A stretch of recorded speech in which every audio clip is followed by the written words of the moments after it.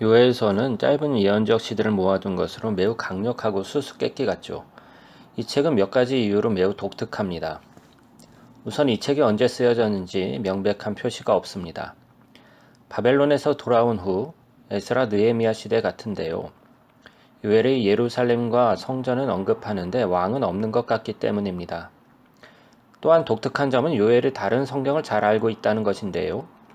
그는 많은 선지자들의 말을 인용하고 있습니다. 이사야, 아모스, 스바냐, 나훔, 오바댜, 에스겔, 말라기, 심지어 출애굽기까지 인용합니다. 마지막 독특한 특성은 요엘이 이스라엘을 특정한 죄로 비난하고 있지 않다는 점입니다. 많은 다른 선지자들처럼 요엘 역시 이스라엘의 죄에 대하여 하나님의 심판이 다가온다고 경고합니다.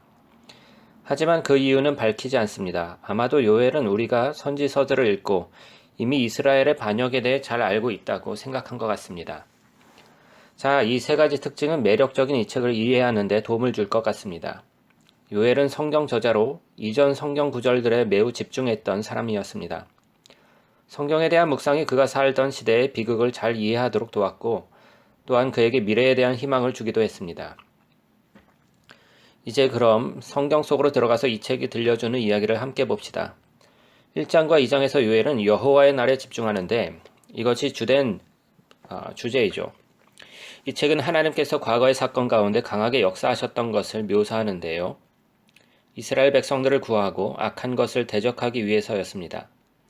출애굽기의 재앙이 떠오를 것입니다. 하지만 과거의 사건들 가운데서 장차 다가올 시간들에 대한 표징들을 보게 되는데요.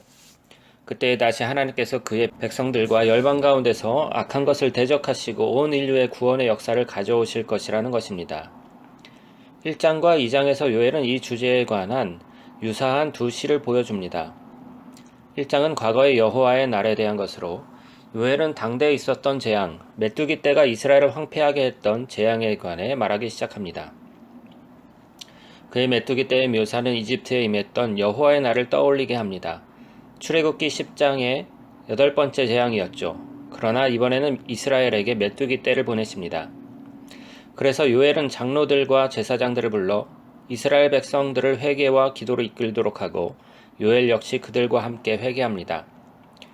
2장은 1장과 같은 시적 구조의 흐름을 가지고 있습니다. 요엘은 또 다른 여호와의 날을 선포하지만 여기에서는 과거가 아닌 미래의 여호와의 날, 즉 예루살렘에 임박한 재앙에 관한 것입니다. 요엘은 파도처럼 몰려오는 메뚜기 떼를 설명하면서 군대 이미지와 천체 이미지를 사용하죠. 마치 메뚜기가 하나님의 군대인 것처럼 행진하며 모든 것을 파괴할 것이라고 묘사하고 있습니다. 또한 해가 어두워지고 땅이 흔들리며 여호와의 날은 두렵다, 누가 견뎌낼 수 있는가 라고 말하며 한 번 더 회개할 것을 외칩니다. 그는 옷이 아닌 너희의 마음을 찢고 너희 여호와께 돌아올 수 있는 방법을 말합니다. 즉 요엘은 회개만이 재앙에서 벗어날 수 있는 방법임을 알았던 것입니다. 하나님의 관심은 이스라엘의 진정한 변화에 있습니다. 그의 백성들이 이기심과 죄악에서 돌이키기를 원하시는 것이죠. 요엘은 또한 회개할 이유를 말하면서 하나님은 은혜롭고 긍휼이 많은 분이시고 노하기는 더디하시고 사랑은 풍부하다라고 묘사합니다. 또한 출애굽기 34장 6절을 인용해서 백성들이 금송아지를 만들었음에도 하나님이 어떻게 이스라엘을 용서했는지, 또한 하나님의 자비와 사랑이 분노와 심판보다 더 크다는 것을 말해주고 있습니다. 그는 제사장들로 하여금 회개하고 백성들의 구원을 위해 기도하라고 합니다. 이 두 개의 시 바로 직후에 장면이 바뀌어 백성들의 회개와 하나님의 약속의 장면을 보게 됩니다. 여호와께서 그분의 땅에 열정을 가지시고 그분의 백성들을 불쌍히 여기셨다.